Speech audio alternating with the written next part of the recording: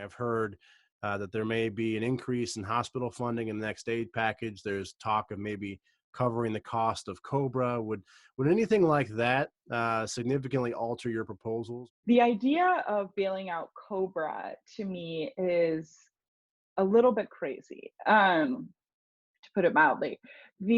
So just to That was give an interesting mild statement. to explain it a little bit, like first explain the issue. So COBRA is insurance that you can purchase after you are laid off from an employer. Not all employers are required to provide COBRA, but if you have above a certain amount of employees, if you insure a certain amount of your staff, you are required to apply COBRA. When you get laid off, you are allowed to then buy into your employer insurance. That insurance, the consumer pays 102% of the cost of that insurance. So Kaiser Family Foundation did an analysis that in 2019, I believe, maybe 2018, the average cost of covering a family of 4 through an employer was roughly $20,000. So if you are a person who's laid off and you're trying to purchase your family's coverage from your employer, you would pay 102% of that. But the thing is there are so many holes in that because, first of all, only certain types of employers provide COBRA. You'd have to check and make sure that people are eligible. You have to have been employed for a certain amount of time to be eligible to COBRA. And then, no exaggeration, that is literally the most expensive place to buy insurance in the United States, because we already know that employer-sponsored coverage is more expensive than Medicare and it's more expensive than Medicaid and military, et cetera, et cetera. But then not only are you paying the rate of employer coverage, but you're paying 102% of that to then cover the administrative costs of your employer providing that benefit after you've left. And to me, that just seems ludicrous. Like, this is already going to be so expensive to so many people.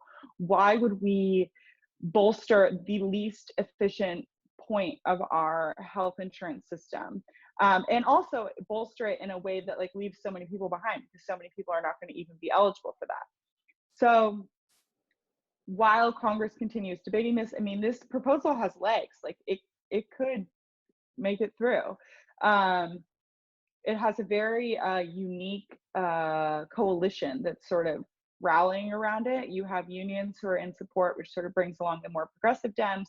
You have people who are concerned about insurance companies, and you have the healthcare industry who would rather, so like the provider and hospitals would rather be reimbursed from commercial insurance than from Medicare, Medicaid, or ACA coverage. And so you have this coalition that's bringing along the progressive wings of the Democratic Party and the centrists, and not just Democrats, centrist Republicans as well.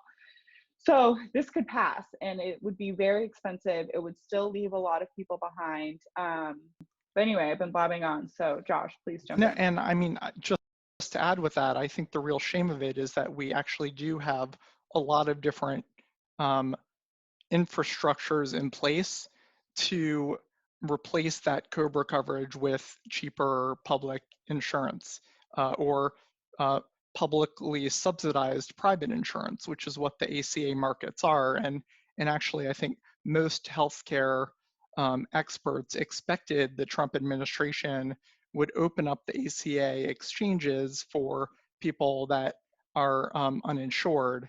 And they decided not to do that. But again, a lot of the ACA coverage is accessible to people that lose their healthcare coverage from their employer if they lose their job. You're qualified for a special enrollment period if you lose your employer-sponsored coverage within 60 days, right?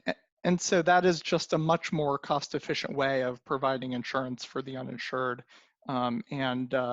Really, if we want to talk about the most efficient way to help the most people in this crisis, any of those structures are better than just subsidizing COBRA.